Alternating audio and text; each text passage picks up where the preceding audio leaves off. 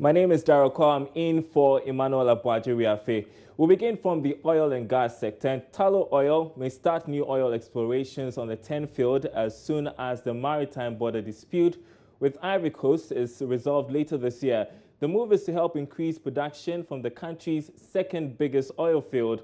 Paul McDad is Group Chief Executive of Tullow Oil. Between Côte d'Ivoire and Ghana. We are just awaiting the outcome of that discussion and the ITLOS process. But we're very confident that the governments of Ghana and Côte d'Ivoire, are seeking the best interests of both nations. And in the best interests of both nations, there's been a huge investment within TEN, and we want to maximise that investment for the owners of TEN. So I don't think we know any more than anyone else knows. Maybe you're seeing the crystal ball. ITLOS, as you know, ITLOS, the tribunal ITLOS is very transparent. And any discussions are posted on their website, so are very visible. So the good thing is we're able to see all of that information.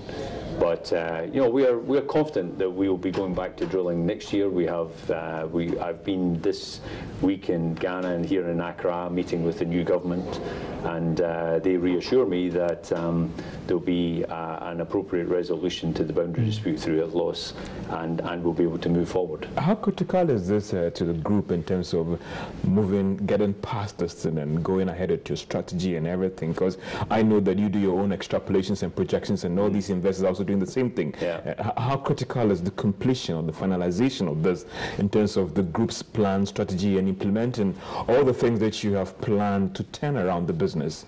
Well, I think what's, is it critical? Well, I think it's very important. I think what's important is that we've been a great champion for investment here in Ghana. Ghana is a great investment destination, and we want to portray it globally. We're a global player. We're out with global investors who watch our investments, and a big part of that investment is here in West Africa, and particularly in Ghana. So I think what's important to us is to be able to demonstrate that the investment that was made in TEN, we can get on and maximise the revenues from that investment, both on behalf of the state of Ghana in terms of the fiscal payments we make, and also the returns that we want to return to our shareholders. So I wouldn't say it's critical to our business going forward, but it's very important, and it's important cash flow. All cash flow is important, but I think the important thing is that with a smooth resolution of the boundary dispute, it demonstrates to inward investors that Ghana and West Africa is a good place to invest, it's a good destination to invest, and that's something that ever since we got involved in Ghana in 2006, over 10 years ago, we've been out in the global markets pushing the case.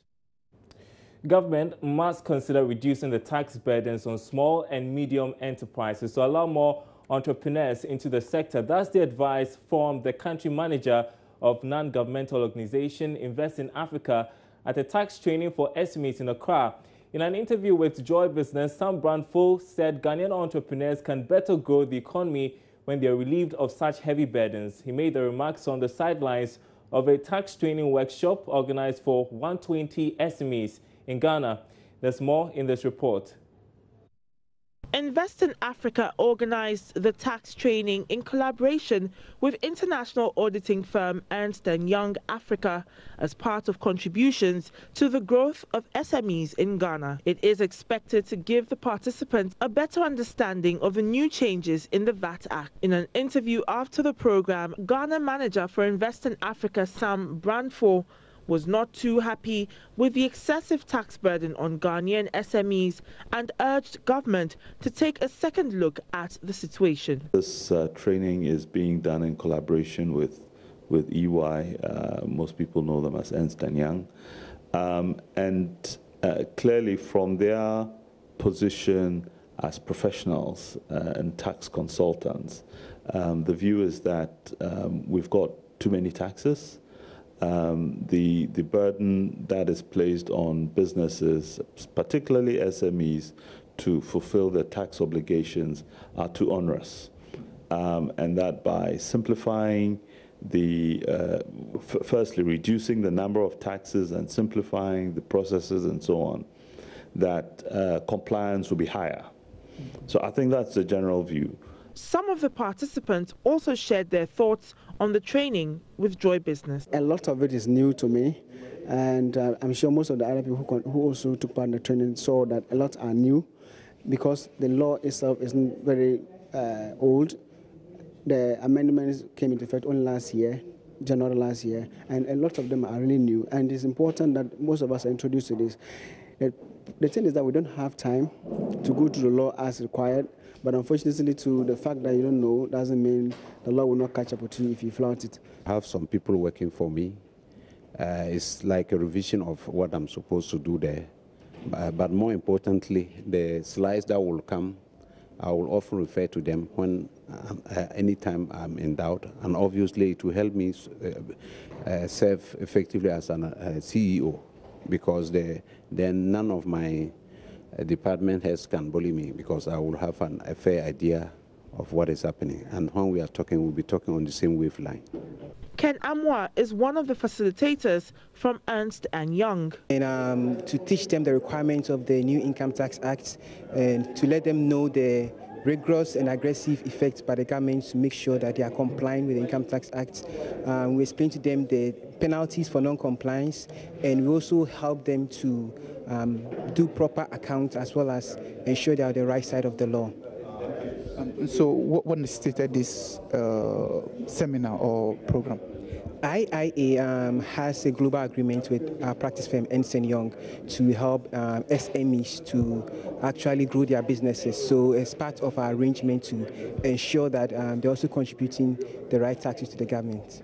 Invest in Africa promises to continue embarking on such initiatives to champion private sector-led growth. All right, we want to take you now to the Tema Port, where we understand workers undertaking the port expansion project have been demonstrating over poor conditions of service.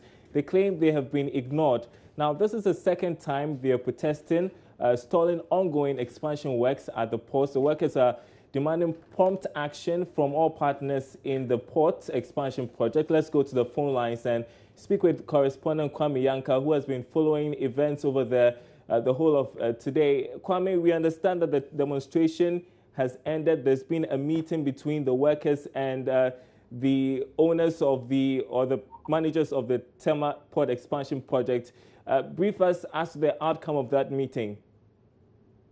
Okay, so Dario, what happened was that when these workers decided to put on their tools today, it prompted the need for management of China Harbour Engineering Company, which is the engineering company and taking the port expansion, as well as Maritime and Dock Workers Union, which is a body, as well as leadership of the workers.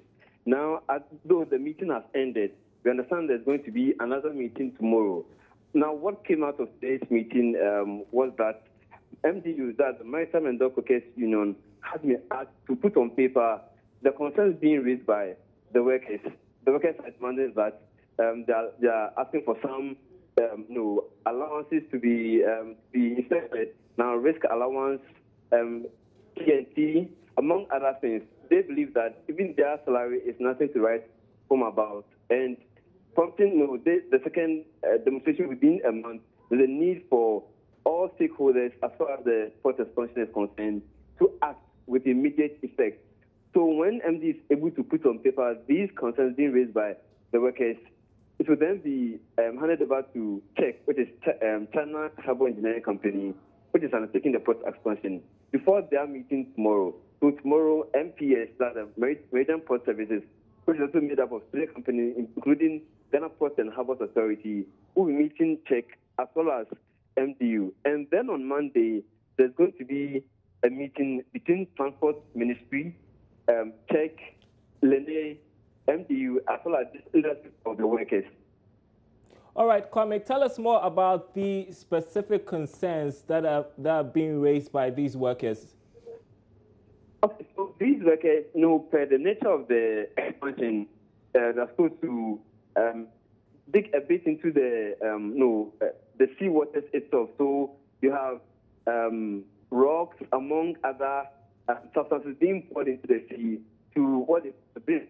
So made up of drivers, among others, have to carry these rocks with the heavy-duty equipment, among other other equipment to undertake this work. Now, for some of them, just the mere fact of going to see putting some level of risk or threat.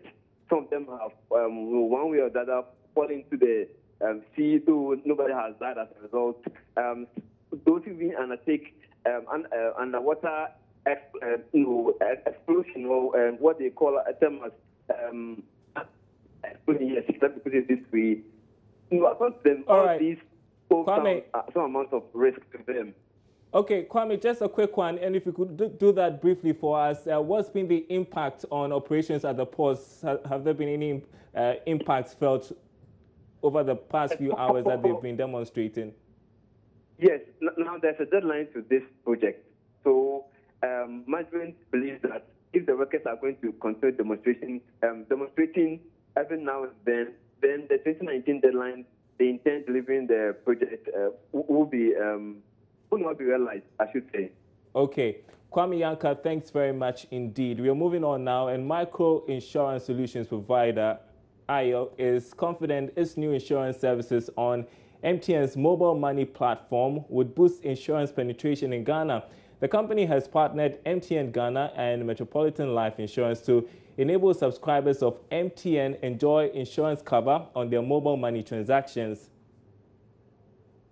Ayo is rolling out an initiative through the products called Ayo Send with Care.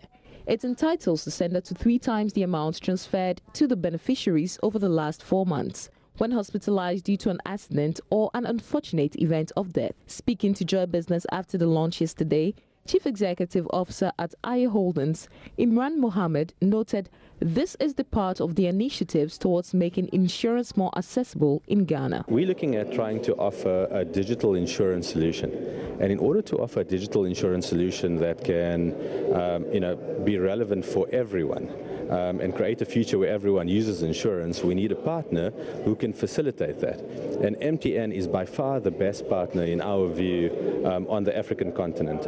Its spread of clients, its thinking in terms of a bold new digital world, its ability to be relevant in many countries that we are interested in, where insurance penetration is low, and its keenness to challenge the model and be innovative and disruptive. The General Manager for MTN Mobile Financial Services, Eli Heaney, also said the initiative complements other innovative ways of delivering value to subscribers and thereby growing the industry. Like we said, we believe that it offers us the opportunity to further provide very innovative services to our customers.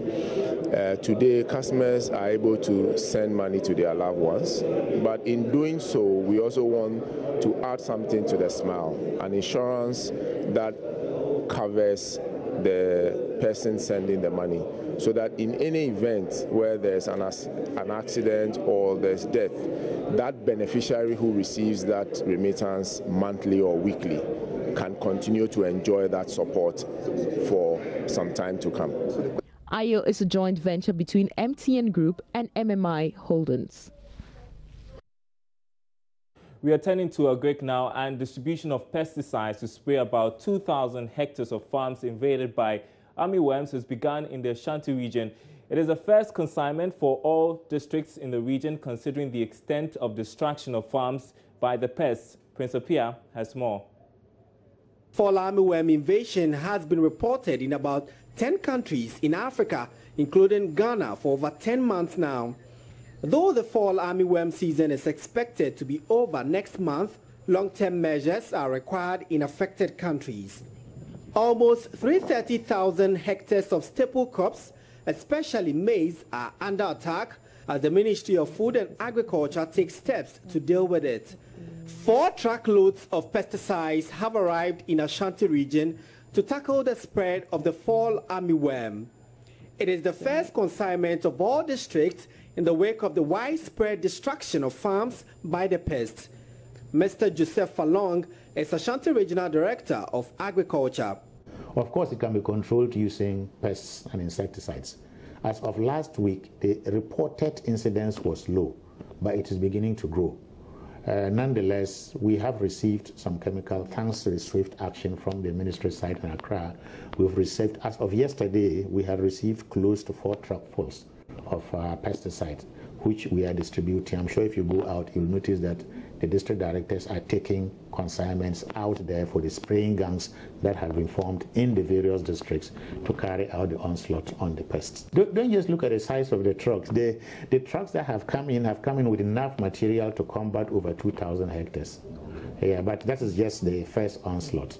Yeah, as the situation goes on, we study the situation, we see if we may need more chemicals.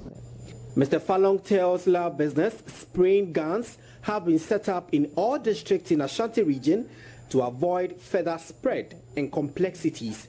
Every district has spraying guns. Based on the severity of the situation, the district assembly, don't forget, has a part to play in this. So the district directors have spraying guns out there, and the chemical is sprayed onto the farmers' fields through the spraying gun. We want to avoid a situation where the farmer picks the chemical and attempts to do the work himself. You know what the abuses can be, and we want to avoid that as much as possible. That is why we are not giving the chemical directly to the farmers. Most of the farmers, some are good, and with just a little training may be able to carry out the exercise themselves. But there are a lot of precaution measures that we cannot just teach now, given the exigency of the situation. So we need to supervise the work ourselves to avoid hiccups subsequently. For Joy News, Prince Apia. Meanwhile, the Minister of Agriculture, Dr. Usefia Kuto, is dismissing concerns the armyworm invasion will undermine government's Planting for Food and Jobs program. The minister is currently on a tour of some affected communities. My colleague Joseph Opoku Gakpo is with the minister and joins us on the phone with the latest developments from this tour. Joseph, where are you at the moment with the minister, and what's been the assessment of the level of destruction of the armyworms on the crops in those communities? So we've been to a number of communities in the eastern region. Currently, we are in the Suhum Kabwa Kota area, where the minister a while ago finished visiting some farms and also presented some chemicals to the district officials of Mofa to help spray the fields that have been affected. Mainly, he's been visiting cornfields that have been destroyed. Some of the farmers have been complaining to him that they saw the invasion some weeks ago, about 4 or 5 weeks ago, and some of them on their own went out there to go purchase chemicals to come deal with it. Some of them say on 2 different occasions they got chemicals brought back to the field, sprayed on the field, but they realized that there's been no improvement in terms of destroying the pests. The minister explained that they should have gotten in touch with the Ministry of Food and Agriculture office so that then they would have gotten the recommended kind of pesticides to help deal with it. But government is intervening, and government is providing them with some of those chemicals to be able to do that. And so he made the distribution and assured that spraying guns will soon get to the ground to spray the fields and ensure that the pests are dealt with. But he says this is something that is ongoing across the country. He thinks that the invasion is something that is largely under control. He explains that about 1,300 hectares of farmland have been infected by this, and across Ghana there are hundreds of thousands of such fields which have not been affected, and so this won't in any way affect the country's food security. But going forward, he indicated that from the statistics that they've gathered, all regions in the country, apart from the Volta region, have seen invasions by the pests, and so before the end of the week, they started the distribution of chemicals, but before the end of the week, enough chemicals would have gone out to every part of the country that has been affected so that then they would be able to roll back the attacks by the fall armyworm. Well, you say that the minister says the situation is under control and it wouldn't affect food security. There are some concerns, though, that the government's Planting for Food and Jobs program will be affected or derailed. Now, what's his reaction to that? Well, he indicates that as far as they are concerned, the focus when it comes to the Planting for Food and Jobs policy remains. They are providing farmers with the necessary inputs, including the fertilizers, and he indicates that even the chemicals that they are providing to a certain extent is a kind of support that they are providing for the Planting for Food and Jobs policy. He indicates that by the end of the week, when they've gotten the chemicals out to all the affected areas and the fields have been sprayed, then they are convinced that there won't be any further spread. In fact, it indicates that beyond the initial spread that they saw, which was sometime last month, there have not been any further spread beyond the 1,300 acres of hectares of farmland. And so once all the fields are sprayed, then they'll be able to contain it. Again, on the planting for food and jobs, he's been assuring farmers that what he's confident will make it succeed even more is a memorandum of understanding that they are signing with the Ministry of Gender and Social Protection, the Ministry of Health, and also the Ministry of Education. And this MOU that they are signing with them will indicate that they, when it comes to educational institutions, health institutions, and also the National School Feeding Program, they would be required mandatorily to purchase products that are coming out of farms which have been registered with the Planting for Food and Jobs policy. So there will be more than enough market for the anticipated increased yield and ensure the success of the policy. Joseph Opoku-Gakpo, thanks very much indeed. We want to move on now. And pork is the most widely consumed meat in the world. However, local production, especially in commercial quantities, is just beginning to see a boom. Well, one entrepreneur has set out to rebrand the pork industry in Ghana. He's Ernest Mensah, owner of Menace Farms. And, well, he was a car dealer until he realized a viable market for pork. Ernest Mensah is our feature on the Joy Business Van.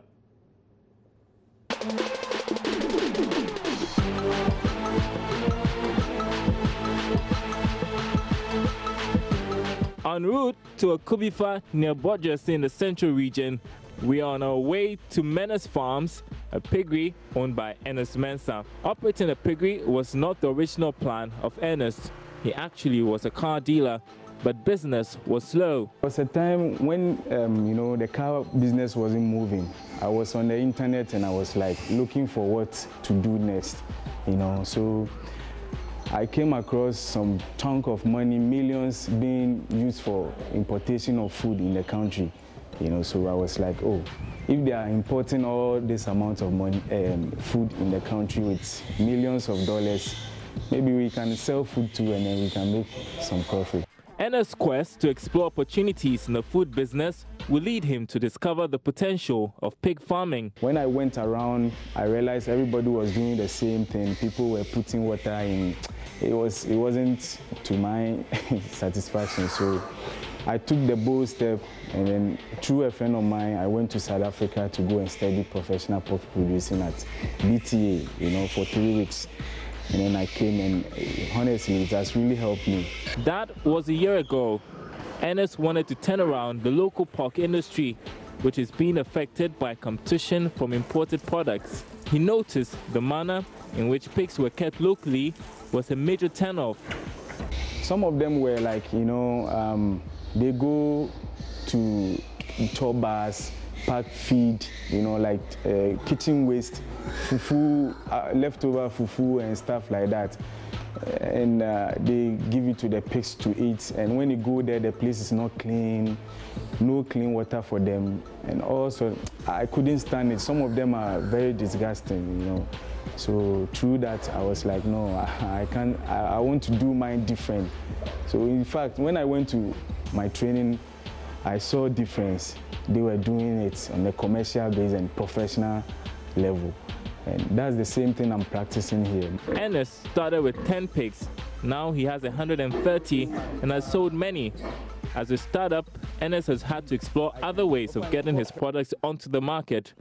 Along the way, he would start packaging frozen pork and grilling pork for social occasions. It's me being in the business, both marketing and breeding. I know what they want. Now I know they like the, like let's say the cat ones, meat, and then the what do you call it, the grilling one, which I do. Or people call me, oh, we have this birthday party. We are feeding about 50 people with pork. Can you grill? I say yes. I take the order. I do it nicely. I package it, and then I send it to them, and they are happy. They recommend me to other people as well.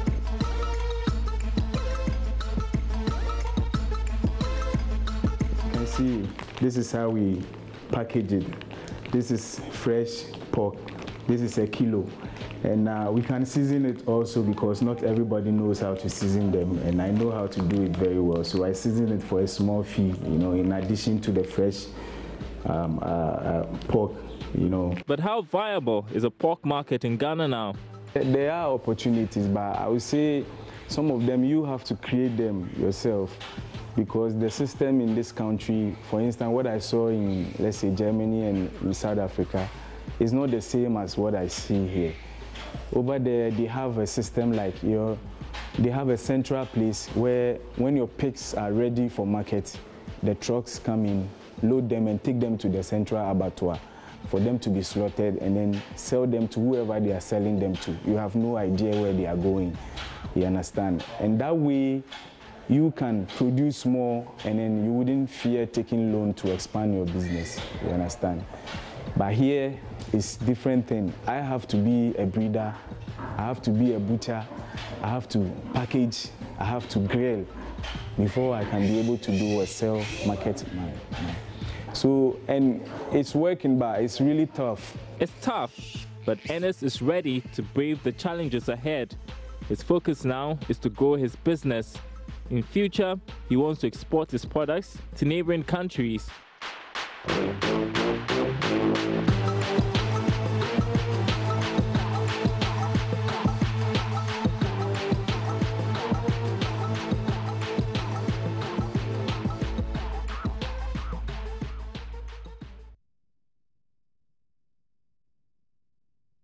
All right, heading for my lunch break. Thanks for your company at the marketplace.